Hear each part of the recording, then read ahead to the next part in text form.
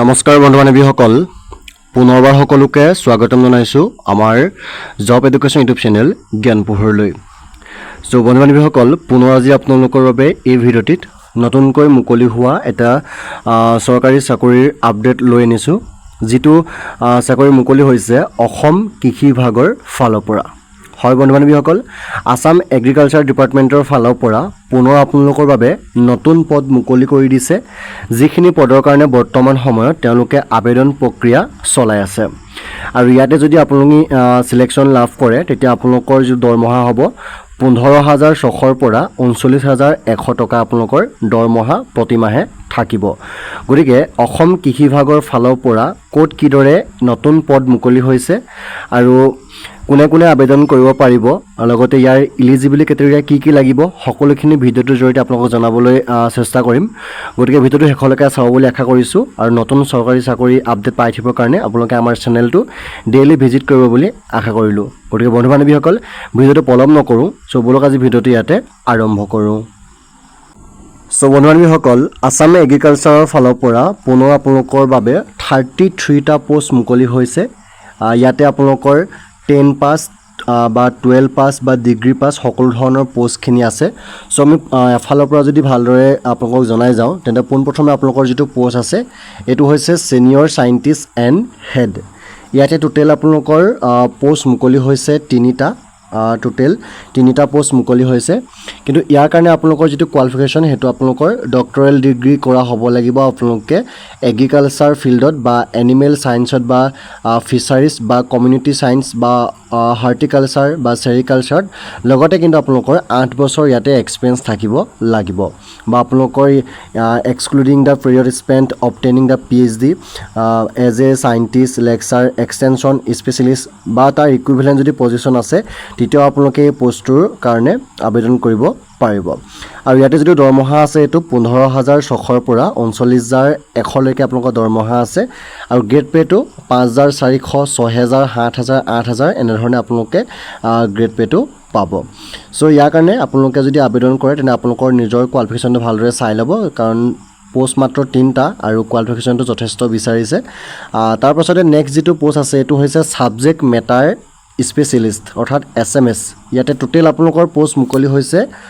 14টা total post মুকলি হৈছে। চ' ইয়াৰ কাৰণে যদি আমি কোৱালিফিকেশ্যন চাবলৈ যাওঁ তেন্তে ইয়াৰ কাৰণে মাত্ৰ আপোনালোকে মাষ্টাৰ ডিগ্ৰী কৰা হ'লেই হ'ব। এগ্ৰিকালচাৰ বা এনিমেল ছায়েন্স বা ফিচাৰী ছায়েন্সত আপোনালোকে মাষ্টাৰ ডিগ্ৰী কৰা হ'লে আপোনালোকে এই 14টা পোষ্টৰ কাৰণে এপ্লাই কৰিব পাৰিব। তাৰপাছতে আছে 3 নম্বৰত ফাৰ্ম মেনেজাৰ। ইয়াতে টোটেল আপোনালোকৰ পোষ্ট মুকলি হৈছে 4টা।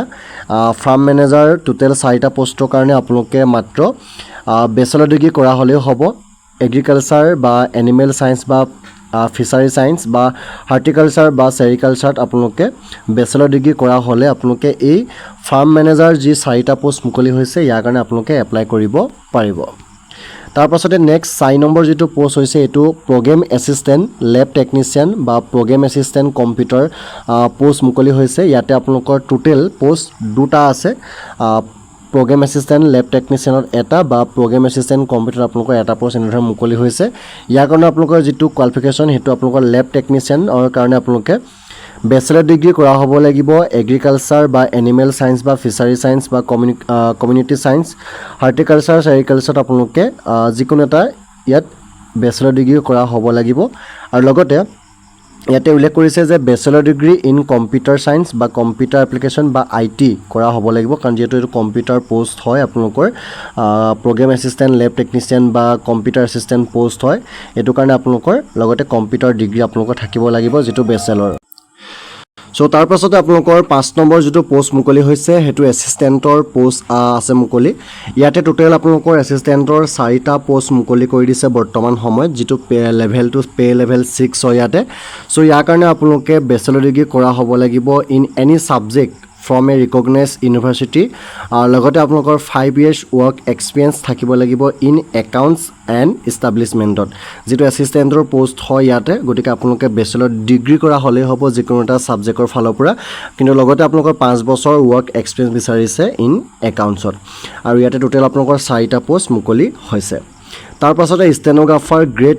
3 নামৰ যিটো 6 নম্বৰ পোষ্ট মুকলি হৈছে। ইয়াতে আপোনালোকৰ নাম্বাৰ অফ দ্য পোষ্ট আছে আপোনালোকৰ অনলি এটা পোষ্ট গ্ৰেড 3ত মুকলি হৈছে সো ইয়াৰ কাৰণে আপোনালোকৰ যেটো কোৱালিফিকেশন হেতু আপোনালোকে বেচেলৰ ডিগ্ৰী কৰা হ'ব লাগিব যিকোনো এটা ডিগ্ৰীত আৰু লগতে আপোনালোকৰ নলেজ থাকিব লাগিব কম্পিউটাৰ মিনিমাম 6 মান্থৰ ডিপ্লোমা যি থাকে আমাৰ কম্পিউটাৰ তাত আপোনালোকৰ থাকিব লাগিব আৰু লগতে আপোনালোকে ইংলিছ ৱৰ্ড পাৰ মিনিটত 80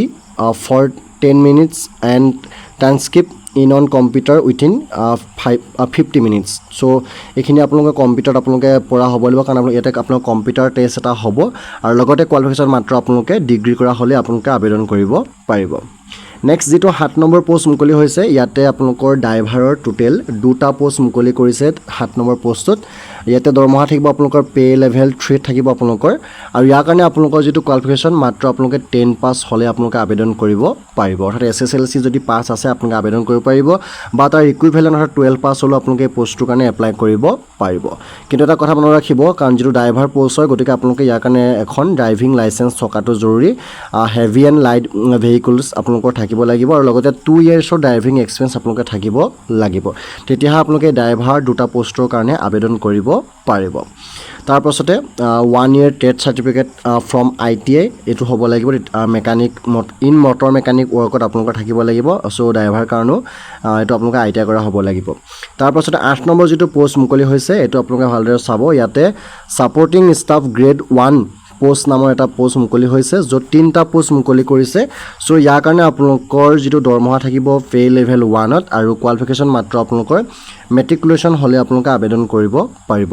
বা তা আপোনালোকে ইকুইভেলেন্ট হলে এপ্লাই কৰিব পাৰিব বা আপোনালোকে এজন ITI যদি ক্যান্ডিডেট হয় তেতিয়া আপোনালোকে এপ্লাই কৰিব পাৰিব 10th হক বা 12th হক বা আপোনালোকে ITI কৰা হক তেতিয়া আপোনালোকে এই পোষ্টৰ কাৰণে এপ্লাই কৰিব পাৰিব সো এনে ধৰণে টোটেল আপোনালোকৰ 8টা পোষ্ট পদত টোটেল 33টা পোষ্ট আপোনালোকৰ মুকলি কৰিছে আৰু এই পদখিনি আপোনালোকৰ যদি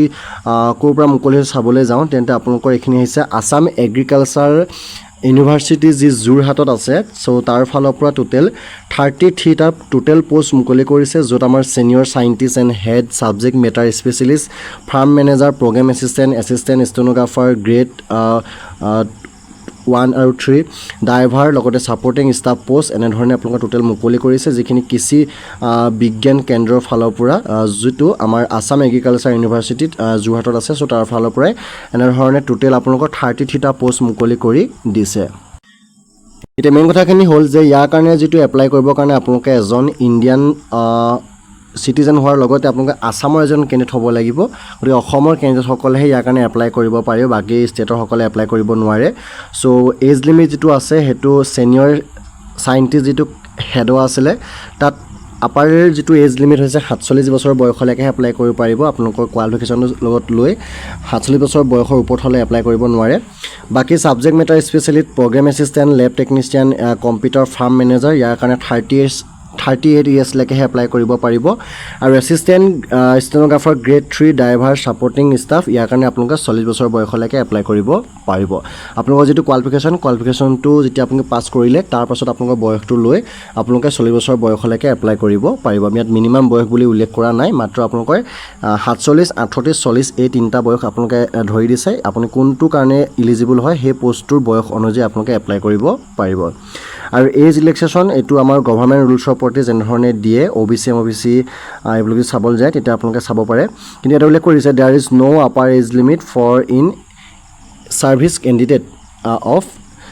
আসাম এগ্ৰিকালচাৰ ইউনিভাৰ্সিটি আৰু এপ্লিকেশন ফিজ যদি চাবলৈ যাওঁ আনৰিজাৰ্ভ আৰু OBCৰ কাৰণে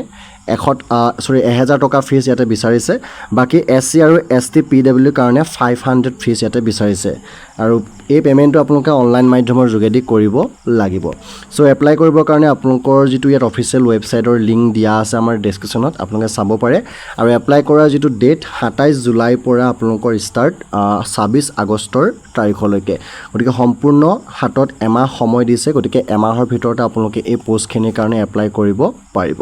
সো এপ্লাই কৰাৰ লিংক এডভাৰটাইজ ডিটেইলছ আৰু লগতে অফিচিয়েল যেটো ৱেবসাইট আছে সকলোবিলাক আমি ডেসক্ৰিপচনত দিয়া হ'ব গতিকে আপোনালোকে আমাৰ ডেসক্ৰিপচন ডেছক্ৰিপশ্যনটো চেক কৰিব তাতে আপোনালোকে এপ্লাই কৰা লিংকটো পাব আৰু আপোনালোকৰ যিটো কোৱালিফিকেশ্যন আছে সেই কোৱালিফিকেশ্যনটো অনুযায়ী আপুনি কোনটো পোষ্টৰ কাৰণে এলিজিবল হয় সেই পোষ্টৰ কাৰণে আবেদনটো কৰি ল'ব পাৰিব গতিকে বন্ধু বান্ধৱীসকল এনেধৰণে কৃষি বিভাগৰ ফালৰ পৰা মুকলি কৰি দিয়া বৰ্তমান যোৰহাটত টোটেল 32টা পোষ্টৰ কাৰণে আপোনালোকে যদি আবেদন কৰিব বিচাৰে আবেদন কৰিব পাৰে আৰু অনাগত দিনবিলাকত অসম চৰকাৰে দিবলগীয়া 2 লাখ যি ভেকেঞ্চি মুকলি হ'ব তাৰ আপডেট আমাৰ চেনেলত দি থকা হ'ব গতিকে চেনেলটো ছাবস্ক্ৰাইব কৰি ৰাখিব বুলি আশা কৰিছোঁ আৰু লগতে আজি ভিডিঅ' লাইক কৰি আপোনালোকৰ বন্ধু বান্ধৱীলৈ